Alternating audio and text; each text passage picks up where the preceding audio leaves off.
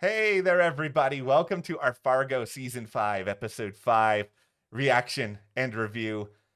Who else was just thoroughly entertained by everything with Dot's escape sequence? This hospital slash institution, I loved every second of it. It was just so funny, so engaging. I know there's a lot of deeper stuff in this Mhm. episode. Like, I get it, but I was just having so much fun. Who else thinks that Wayne is still in that bathroom because she just was like, "Honey, you go in here, you lock that door and you don't come out until you hear my voice." And he said, "Okay." And then she just never came back. So, I mean, I hope a nurse found him. He's not thinking right after that electrocution and she never came back. It reminds me a lot of Pretty Little Liars, where there was this situation where like a lot of the moms on the show got at one point stuck, and for like a long period of time there were all these questions like, are the moms still trapped there forever? Like, what's going on? I mean, are we gonna see at the end of Fargo, the last scene is Wayne just like knocking on the bathroom door being, can I come out now? Is everything okay? Oh, poor Wayne. I really hope he's going to be okay. He's really gone through it. Wayne has gone through all of it tremendously, but you know what?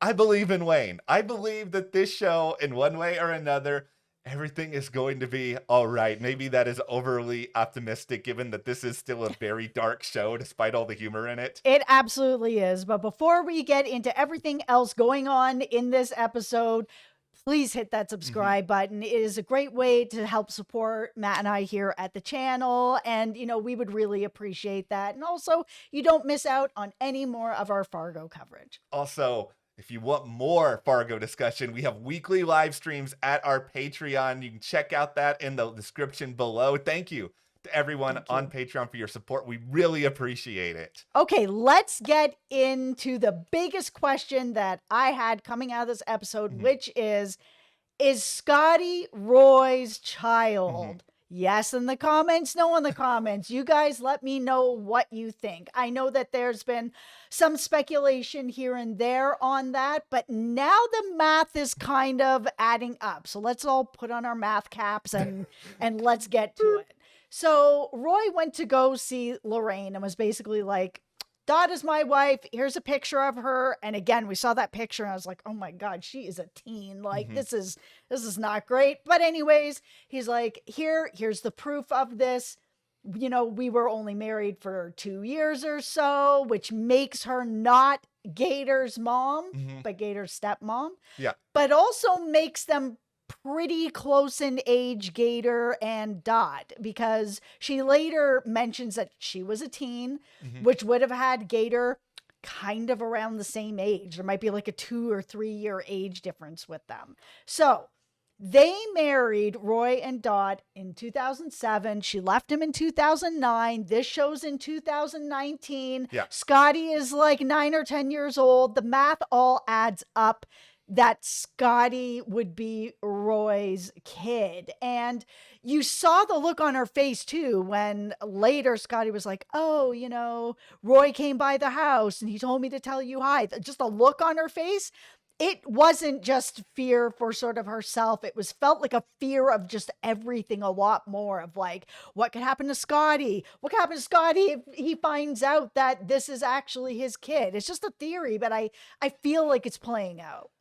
It's funny because when you first suggested this theory, I was initially in the camp of no. I was initially like, no, no, they're not going that way. But the more that I've sort of thought about it, and the more I've sort of looked at all of the evidence and the timeline that you have laid out, it's just like, oh, that's probably true. Like, this is probably a situation where the story's more Yeah. interesting if it's a yes, and it makes that scene that we saw briefly with Roy and Scotty within this episode, it makes that all the more profound and all the more like dun dun dun, insert dramatic music here, because it's like, okay, now Roy's gonna have this other motivation that is going on here, because if Yeah. it's not, if this isn't Roy's kid, then that means a very specific thing when it comes to the timeline of Dot and Wayne then.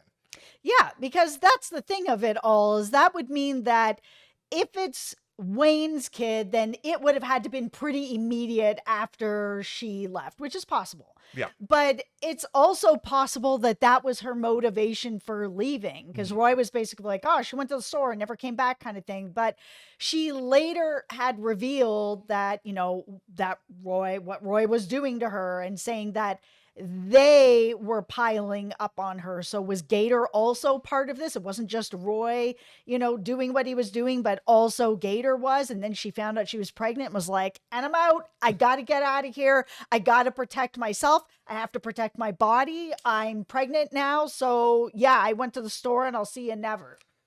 She probably felt like that was her only opportunity.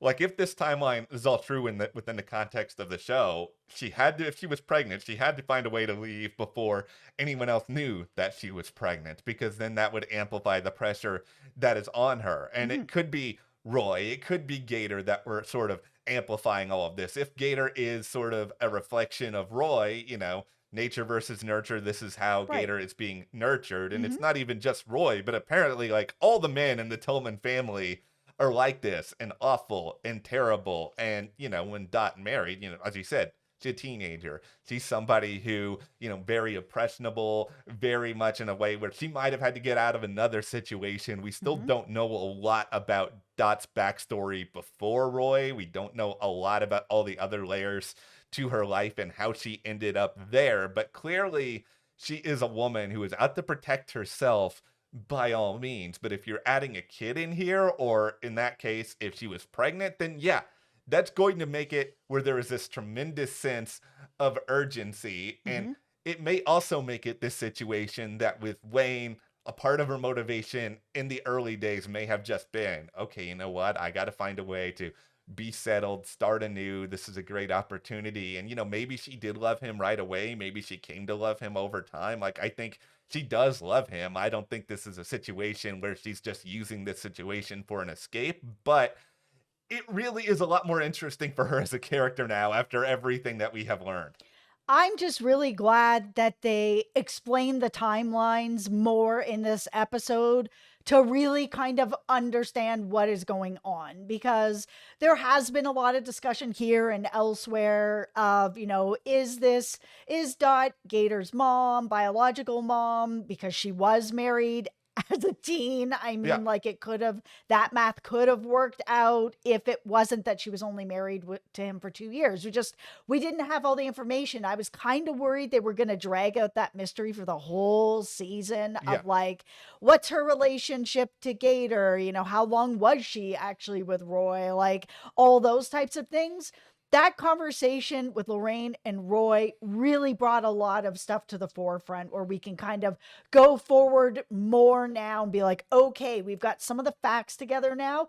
How is she going to get out of this? Yeah, I'm really grateful for this. I'm grateful that we can at least solve that part of the mystery, and then we can move on to, okay, what are some matters in the present? Because the layers with all these characters are so fascinating. And you see this with Roy and Lorraine, where it's like Lorraine is no fan of Dot. She's not like leading the No. charge with the Dot foam finger in the fan club section. She wants to boo her off the stage at every single point. But you know what she does care a lot about?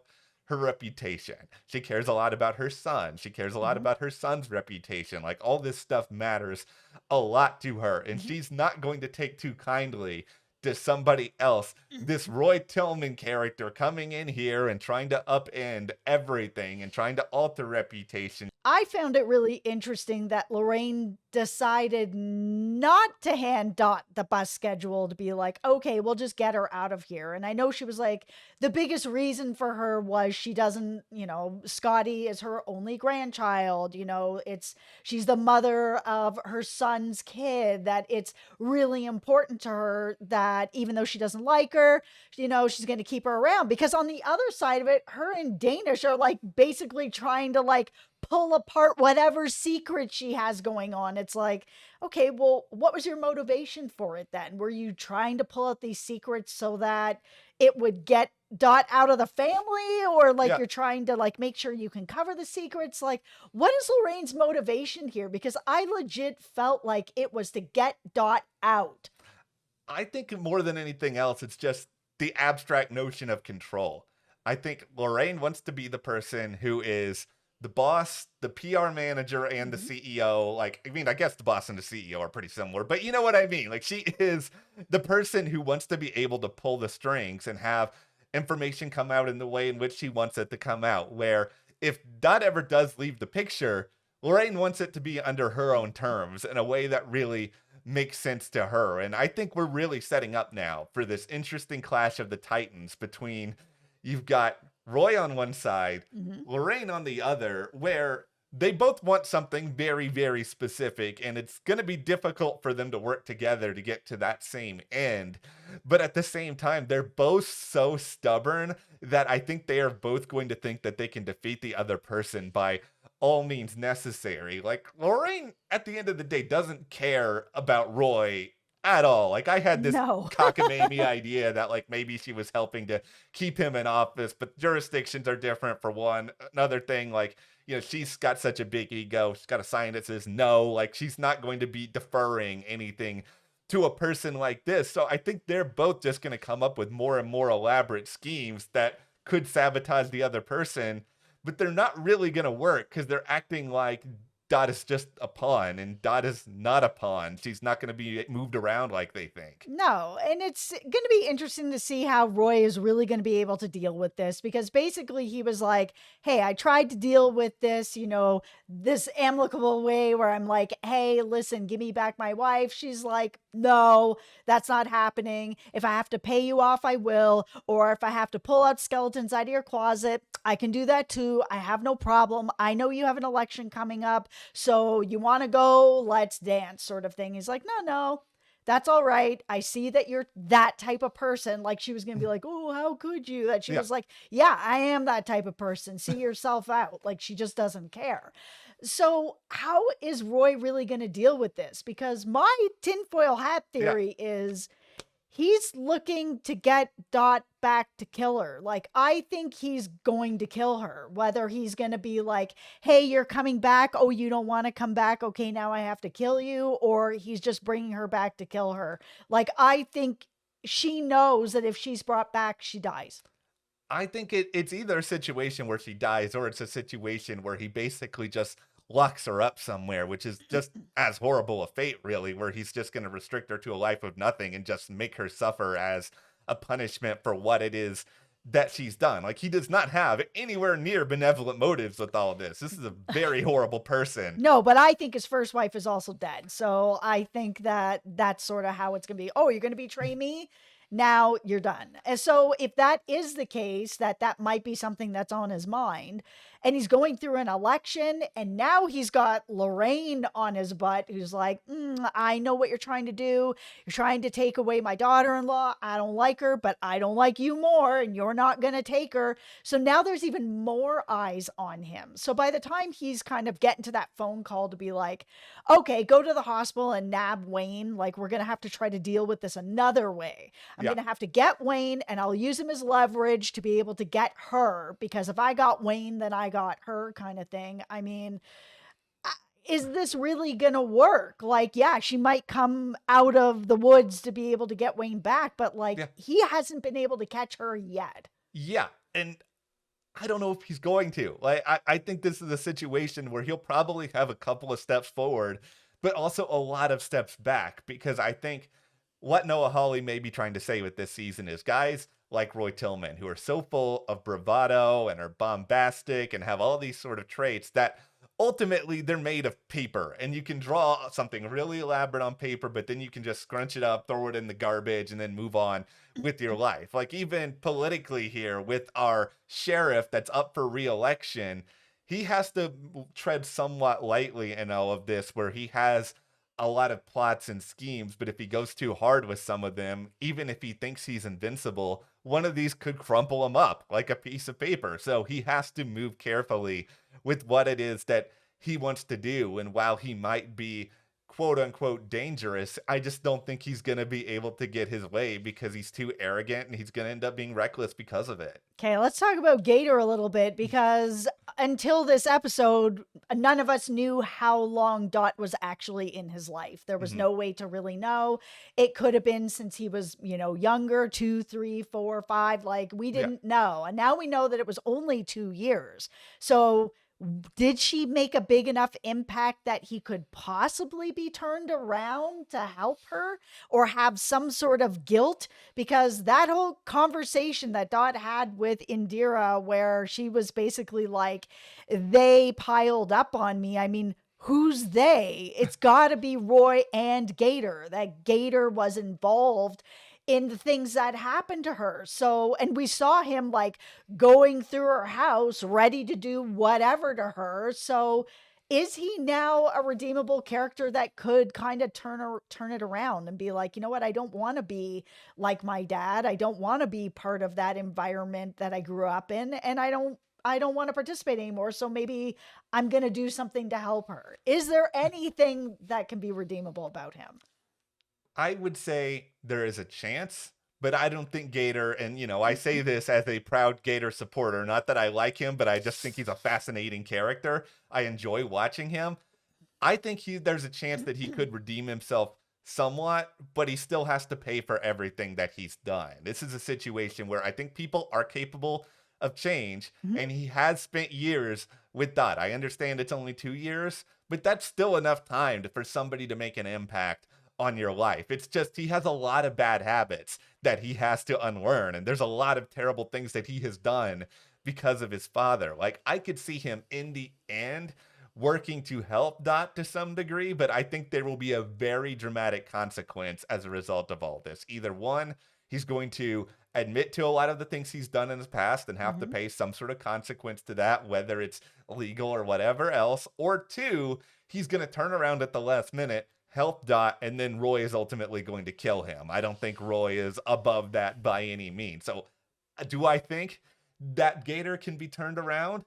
A little bit, but it's probably going to be one, too little too late, and two, he still has to pay for everything that he has done. You don't get a clean slate just because you come to your senses. Like, I may want to root for Gator because I want to believe he can be better than who he is, but you just don't get to be absolved of everything you did if you're exactly what Dot is claiming. I had wanted to root for Gator until this episode. The minute that she said they piled up on me, I was like, oh, Gator. No, dude, stop. Like, yes, it was probably a very difficult situation for Gator. He lost his mom, disappeared, dead, nobody knows. Then this stepmom comes in who's like a couple years older than him. He's a very young guy. He would have been like whatever, 12, 13. She's like 15, 16, 17, like very, very close in age, both very, very young. Yes, he can be able to pay for what he's done or learn from what he's done, but yeah, there for me there's got to be something that really, makes it home for me to be like, I'm not Team Gator. Like, I'm not. I'm completely out on Gator unless he changes it. I'm Team Gator from a storytelling perspective in the sense that I think that his arc, out of anybody on this show, Mhm. is the most mysterious, where Mhm. it's going to be most interesting to see where exactly he ends up, because I Yeah, think Roy is pure evil. Roy is awful, awful. incapable of changing. Dot is our protagonist. We're all rooting for Dot. I feel like with Gator, there is a chance. I don't think he can undo what he's done, but I want to think we're on a journey where he can learn a little bit as to how he can be better. Yeah, I could end up with so much egg on my face at the end I of all hope of he this. does. I hope he does. I hope he does too. Here's the thing going forward, because we still have quite a few Yes. episodes of the show left, that I'm like, I have really enjoyed watching how crafty and MacGyvery and scrappy that Dot has been as a survivor to continue to survive through this. And now that Roy has been to Lorraine's house, knows where she is, knows where Wayne is, where Scotty is, she's so exposed and her family is so exposed. And even when she was like, hey, you and me, Scotty, we're going to go over to Indira's and you're going to stay with her for a couple days while I'll deal with this. It's kind of like, how many episodes is she going to be able to be this scrappy and resilient, and it's still going to be believable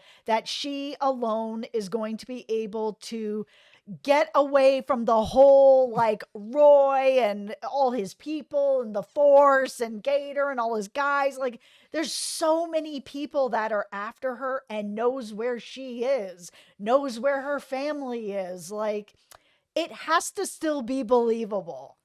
Here's where I think there's a couple of different things that need to happen here moving forward. Number one, Wayne needs to be brought in more directly on a lot of different stuff. Like, Wayne needs to be more of an active character in this world as opposed to somebody who is just sort of a victim of a lot of different circumstances. We need that. Two, Wit needs to be a lot more active in this world so that there is somebody like Indira's letting Dot stay with her. So there's a little bit of okay, she's working to protect her to the point where she's really putting her job on the line in order to do all of this. But I think we need to branch out and expand that part of the world a little bit more so that Dot actually has some help. But two, we also need to see more of where Munch is going to fit in with all of this now. This is not exactly the most eventful Munch episode that we have had on Fargo so far. Like, that character's landing spot is going to be really important if we're going to be able to stretch all of this out for a lot more episodes to where maybe Roy gets distracted or there's something else he's got to deal with. That's the thing, is I understand that Munch also wants revenge, but I'm not here for Munch's revenge. Like, I'm here for Dot's revenge and Dot being able to survive and get through this. And like, I don't want to get to the end of this series and it's Munch that comes to the rescue. I want Dot to be her own knight in shining armor. I don't want to see Munch come in and be like, I'm here for my own revenge. It just happens to also help you. So, you're welcome. The whole thing I'm rooting for more than anything else on this show, other than, of course, the Dot's okay and happy at the end of it. But I am looking forward so much to Roy Tillman's downfall. I think Noah Hawley knows this. He's going to give it to us. Come on, Dot, you pull those piercings out. You do it. That's got to happen. I just want to complete Roy's downfall party in every sense of the word. We got to have the earrings pulled out. We got to have him completely just humiliated on the election front. Like, this downfall has to be so sweet and so delicious that it is worth drawing it out and having to put up with all of this nonsense for so freaking long. Yeah. All right. Well, thank you guys so much for hanging out with us, talking some Fargo. Hit that subscribe button. Thank you to all our patrons for your support. Thank you. We'll see you here next time.